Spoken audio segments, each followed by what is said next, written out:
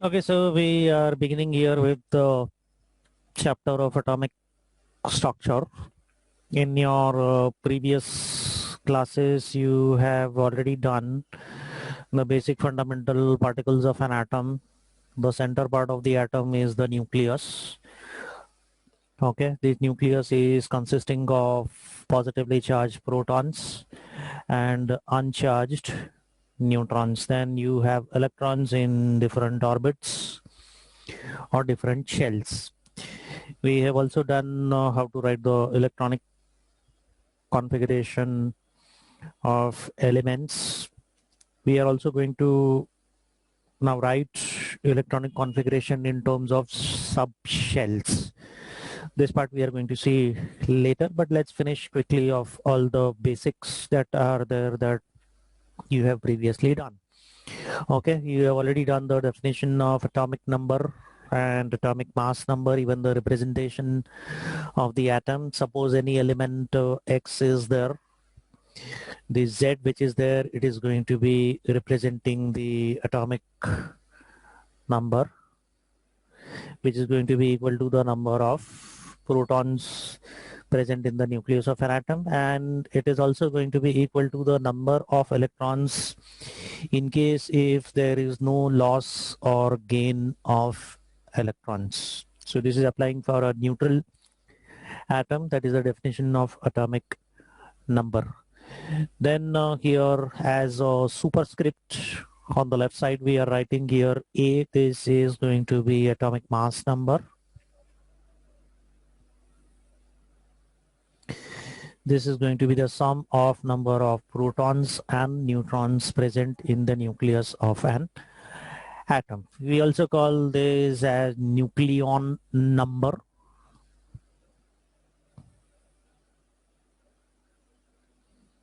Because these particles are present inside the nucleus of an atom.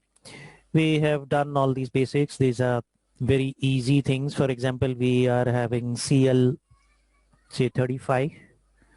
Normally we write it like this. Cl, when we say, it means its atomic number is going to be 17 from the periodic table, and 35 is going to be the sum of atomic is going to be the sum of protons and neutrons. That is going to be the nucleon number or the atomic mass number. You can also calculate number of neutrons from this. Okay, this is going to be obviously 35 minus 17. This is going to give me 18 neutrons. Obviously there will be 17 protons and there are going to be 17 electrons if this chlorine atom is not carrying any charge. We have also done the definition of isotopes. Isotopes are atoms of the same element. We have written these definition in the previous classes, which have same number of protons as well as they have same number of protons, but they have different number of neutrons. The number of protons as well as the number of electrons are going to be same. So this is going to be Cl35, Cl37. Okay, 17 and 17 atomic numbers. These are going to be the isotopes. This is going to have 18 neutrons. This is going to have 20 neutrons. Also on the basis of their natural occurrences.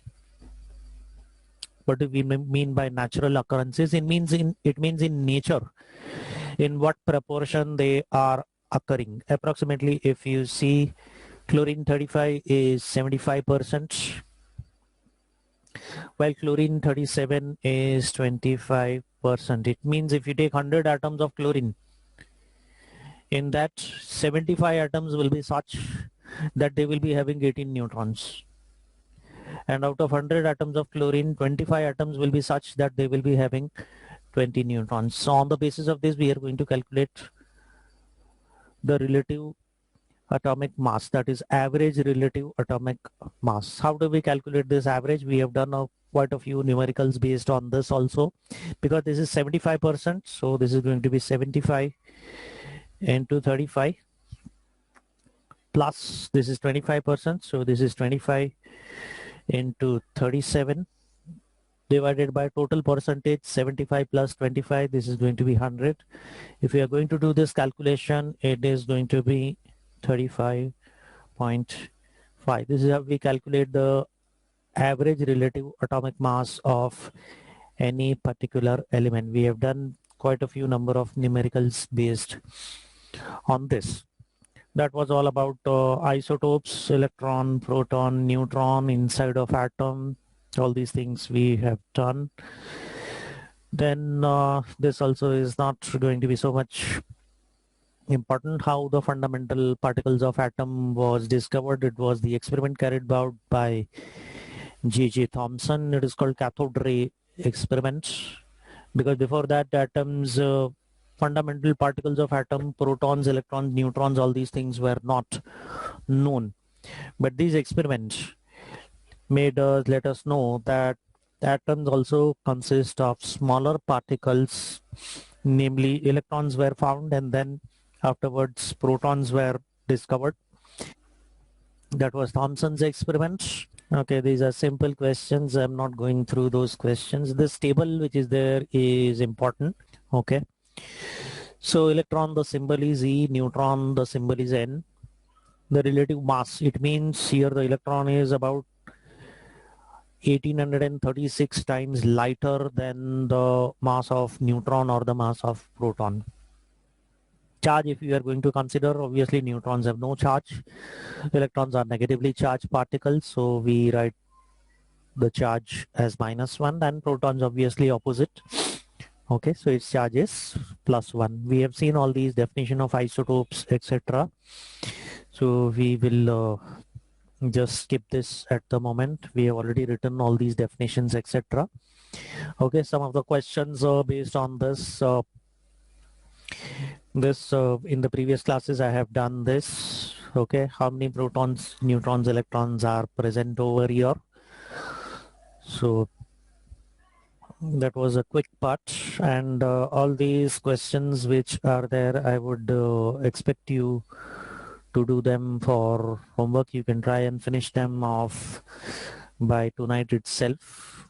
Okay, all of these questions, so that we can start and begin with the next part, that is distribution of electrons or electronic configuration in an atom. Now in our last year, these all things, very simple things, we have already done. Okay, we represent the electronic configuration, that is distribution of electrons in different shells. We have also given the formula. Can you recollect what is the maximum number of electrons present in any shell or in any orbit? 2n square. Correct. This formula is 2n square. It means if n is the first orbit, n is equal to 1. This is applying for the first orbit. So 2 into 1 square. So the maximum number of electrons that you can place in the first orbit is 2. Then we have n is equal to 2. This is applying for the second orbit. Okay, this will be 2 into 2 square. 2 square is 4 multiplied by 2. This is going to be 8. So you can put 8 electrons maximum in the second orbit or in the second shell. N is equal to 3. 2 multiplied by 3 square. 3 square is 9 into 2, 18. 18 is the maximum number of electrons that you can put in the third orbit or third shell. Then lastly, n is equal to 4. 2 into 4 square. Okay, 4 square is 16 into 2, 32. 32 is the maximum number of electrons that you can put in the fourth orbit or fourth shell. Beyond that, we don't have to go, because so many atoms only are not there. About 120 elements. Of course, the last elements that are above 92, atomic number 92. 92 is uranium. Starting from atomic number 1. Atomic number 1 is hydrogen, then helium, and so on. Number of protons keep on adding up till 92 protons. These are all naturally occurring elements. 93 onwards, these all elements do not exist in nature. We artificially prepare them. How do we prepare them artificially? by deliberately forcing some protons and neutrons inside the nucleus. So 93 and all other up till 118 or 120, how many ever elements are there, they are all artificially prepared elements. Okay, so many elements only are not there. So maximum number of electrons that will be possible in any shell or orbit is going to be 32. Okay, we'll just quickly take some examples of electronic configuration. For example, if I'm starting with sodium, its atomic number is 11. Okay, the first orbit maximum 2 electrons, second orbit maximum you can put 8 electrons, 2 and 8, 10 out of 11. So 1 electron is going to come in the third shell. Apart from this, there is one more rule that is called octet rule. This rule states that last orbit cannot have more than 8 electrons. Okay. For example, I will take over here another example of, say, potassium K. Its atomic number is 19. Now you see, you may intend to write the electronic configuration of potassium as 289, because in the third orbit maximum you can put 18 electrons. But here the octet rule will come into picture. In the last orbit you can't put more than 8 electrons. So how this electronic configuration of potassium is going to be written? It is going to be written as 2881. This is what we mean by octet rule. We have done several electronic configurations. Afterwards I'll give you some practice sheets also. This part is going to be very simple of the previous classes that you have already done them. Apart from this, we are going to have electronic configurations that are supposed to be filled in what we call, this term we have not done in the previous class. It is called orbitals. These orbitals, we can also call them subshells. I'm going to make you write one chart how we are going to fill this and how we are going to fill these electronic configurations in orbitals or in subshells. Basically, every orbit which is there, it is divided into still smaller fragment or smaller space. This smaller fragment or smaller space, we will call them orbitals. Depending upon the shape of these orbitals, we are going to classify these orbitals into 4 kinds. One is S, second is P, third is D, and fourth one is F. We are also going to draw the structure of these orbitals, and then how we are going to write down the electronic configuration, that we are going to see it in the next part. So we are just going to draw this SPDF orbitals, and some apart from this we are going to have some additional things also, like ionization energy and so on. This parts also I will just take up, and how these ionization energy are going to get affected. These all things also we are going to see them. S orbital is spherical in shape.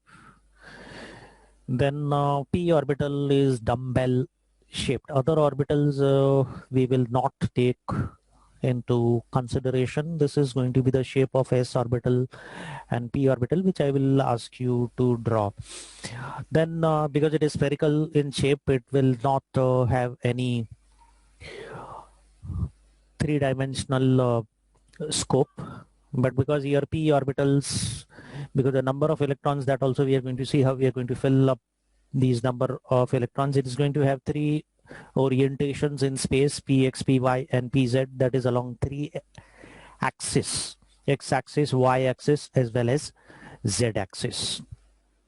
Then I'll just give you that chart, and then how we are going to see how we are going to fill up these electrons in different subshells. I wrote here first 1s, then I wrote 2s, 2p, then 3s, 3p, 3d, then 4s, 4p, 4d, 4f, and then 5, 6, and 7. Similarly, I have written it in the same way. Then how we are going to fill up this? We will start with 1s, then we start with 2s. This is the order. Then we take 2p, then 3s. You just make the arrows like this.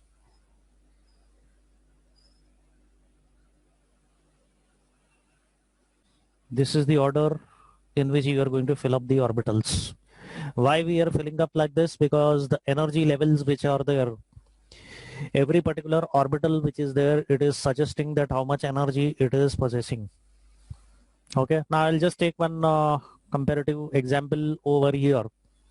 Okay, you just take this example, 3d is coming before 4p. So it means first you are going to fill the energy level 3d, and then you are going to fill 4p, and then you are going to fill 5s. This is how we are going to fill up these orbitals.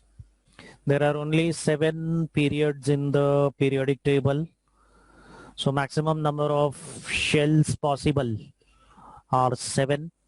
This is how the filling up of electrons is going to take place. We'll just take down that chart. Okay. So you are going to just draw this chart. This is the way in which I have drawn. And then we are going to see how we are going to write these electronic configurations of the elements that are given to us. If you have any questions, you can ask me.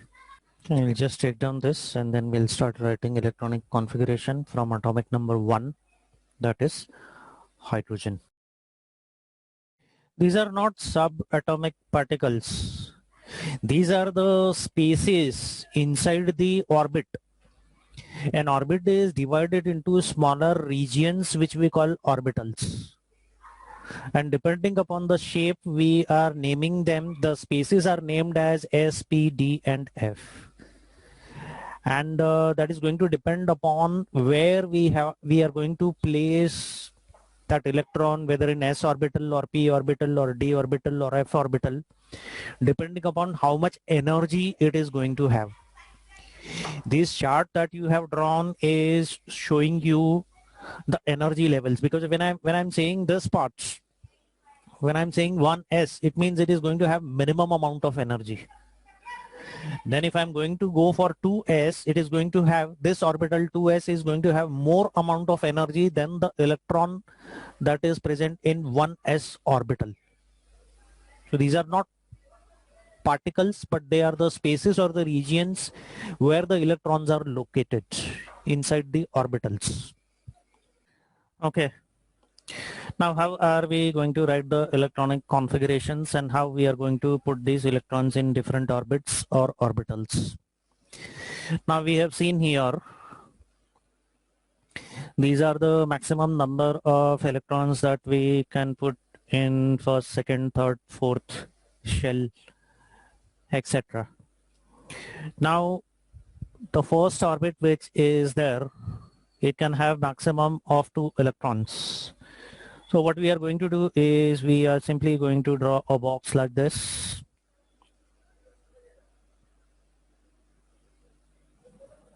Whenever we are going to place these electrons, when I want to place 1 electron, I'm going to draw like this, an arrow this way. The electronic configuration of this particular atom, the first atom which is there, it is going to be 1s1. This is going to be the electronic configuration for hydrogen. If I'm going to have 2 electrons in the first orbit, for example, helium we are having, in that case, these 2 electrons in this box, they will be placed in this subshell, they will be placed like this. I'm showing these 2 lines with the arrows indicating in the opposite direction. It shows the spin of these electrons, because we know that these electrons are spinning around in the orbits or orbitals outside the nucleus. So the spins, the direction of opposite arrows shows that the spins of these electrons are opposite in nature. Okay, that was for the first orbit as well as for the first orbital. Now s orbital can have only 2 electrons. So therefore, if I'm going to take the second orbit, this is going to have 8 electrons. From that, here the 2 electrons which are there, they are going to come in the s orbital only. The other 6 electrons which are there, okay, if we, in case if we want to put those electrons, we are going to put them like this. This is how we are going to put. Now here total, you can see, if I'm going to mark this over here, here you can put 2 electrons like this. Here you can put 2 electrons like this, but every time you have to be careful that you are always going to write these electrons in the singular way like this. And then you are going to start filling up these electrons. The total number of electrons that are filled in the second orbit, 2 electrons over here, you can see in 2s orbital. This is 2s orbital and this is 2p orbital. There are 6 electrons, so total number of electrons that are filled in the second orbit is 8 electrons. So here this is going to be 2p6, 2s2 and 2p6. This is how we are going to fill it up. I'm taking the next part, that is filling up for the third orbit. Same way I'm going to draw over here. 2 electrons, this is 3s orbital. This is 3p orbital. Okay. How many electrons you can fill in this 3s and 3p orbitals together? In 3s, we'll be filling 2 electrons. Okay. In 3p6, we'll be filling. Again here we will be able to fill 6 electrons. P orbital can have maximum of 6 electrons because we have shown you the diagram, the orientation in space, px, py and pz. 2 electrons maximum can be filled in each of these orientations. Now you can see here the third orbit is having 18 electrons. How many are remaining more? 10. 10 more are remaining. It means d orbitals will be divided into 5 parts. This is going to be 3d orbital. Here also, here you can fill 10 electrons if all of them are paired. But the basic rule that we are supposed to remember is the order in which we are supposed to fill up these orbitals. This is the maximum number of electrons that you can fill in the d orbital. Any questions that are to be asked? No, sir, no questions. Understood. Yes, sir, no questions. No questions. Last part which is there. Okay, the last part now. That is for the fourth shell. Okay, the total number of electrons is 32. Out of this, here we have already filled 18 electrons. That is for now f orbital we are considering. So f orbital will have how many parts? Sir, 7 parts. Okay, there has to be 7 parts. Why? Because 18 electrons are already filled and we have to fill total maximum 32 electrons. So 14 more electrons are supposed to be filled in f orbitals. Therefore, these f orbital, I'm just drawing it down. The f orbital which is there, we are going to divide it into 7 parts. This is going to give us max of, that is 7 parts will be there, and this is going to give us maximum of 14 electrons. Now we start with electronic configuration of hydrogen. We'll write simple electronic configuration without dividing into orbitals. The simple electronic configuration for hydrogen and helium are 1 and 2. Okay. So this is over here. If you are going to write this, because there is only one electron for hydrogen, this will be written like this. Okay, this will be written like this. So here the electronic configuration is going to become 1s1.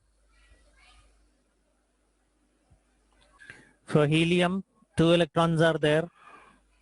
Only s orbital is there for first orbit. So the electronic configuration is going to become 1s2. This will be written like this. Then we go ahead with electronic configuration of next 8 elements, starting from lithium to neon.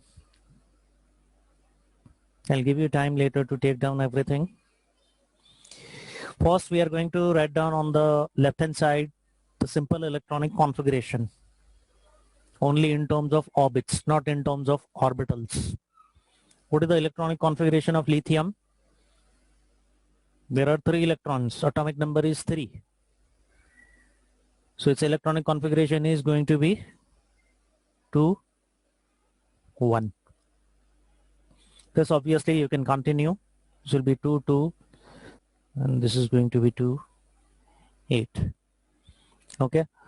Obviously here the first orbit you can see in all of these. There are 2 electrons. So the first part for all of them is going to be common. It's going to be simply 1s2.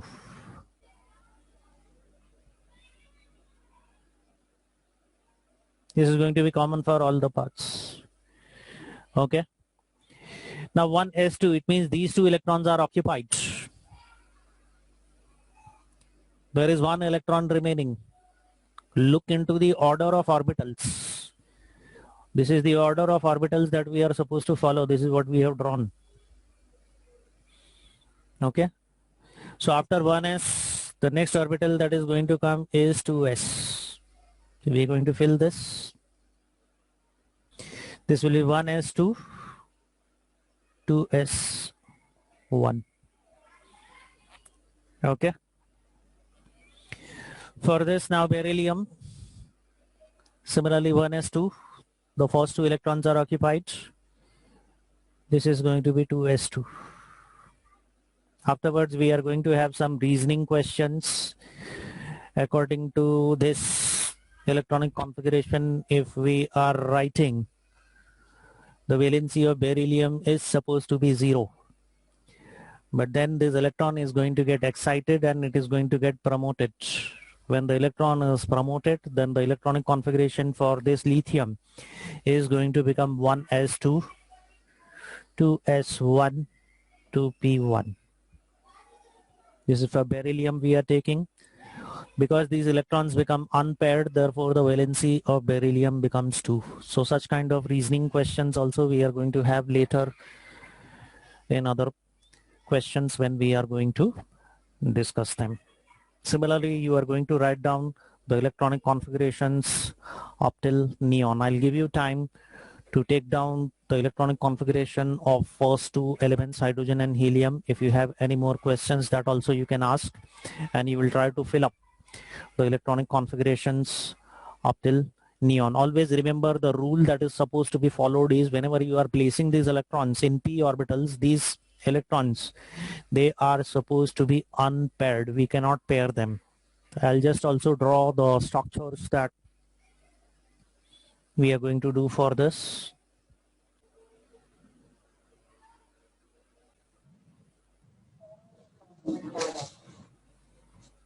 Yeah, what is your question? Lithium is 1s2, 2s1, then? Yes. So there'll be 2 blocks of S over here. Yeah, these 2 blocks will be included. This will be empty. The P block will be empty. So We here have the to keep the empty blocks also, or we don't have to? This, if you don't draw, it is okay, because the P block is going to start later. So here the configuration, if you are going to draw, So 1s2 will be represented like this and 2s1 will be shown this way.